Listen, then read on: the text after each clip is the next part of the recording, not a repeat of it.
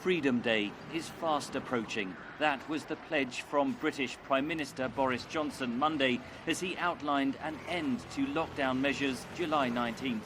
Final confirmation of the move is expected next week. Our vaccines have helped to break the link between disease and death. And as the days have gone by, it has grown ever clearer that these vaccines are indeed successful, with the majority of those admitted to hospital unvaccinated. Nightclubs will reopen for the first time in 16 months. The 1 metre social distancing rule will be lifted. Pubs and bars will no longer be restricted to table service only. There will be no limit on customer numbers. Workers will no longer be encouraged to work from home. Face masks will no longer be compulsory, only recommended. The situation you're most likely to catch COVID in is indoors, crowded spaces. So that's the obvious place where mask wearing becomes an advantage. Many Londoners appear supportive of the government's move. I'll still wear my mask in confined spaces, but I think we've got to live with this now. Not very many people seem to be very suffering with it so much. I think the economy and everyone's mental health is suffering a lot more. So open up Britain, Boris. Britain has suffered the highest coronavirus toll in Western Europe, with 128,000 deaths.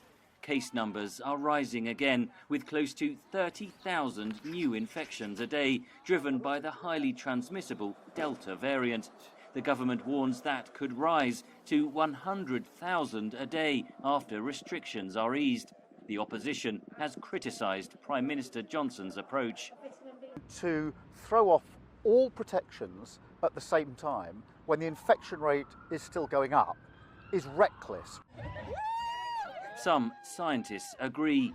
I think that the decisions from the UK government are extremely premature and they're not based on scientific evidence or scientific advice.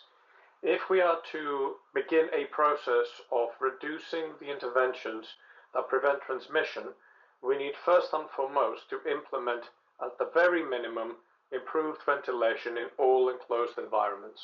Britain's resilience against another wave of the virus is already being tested as large groups of fans gather for the Euro Football Championships.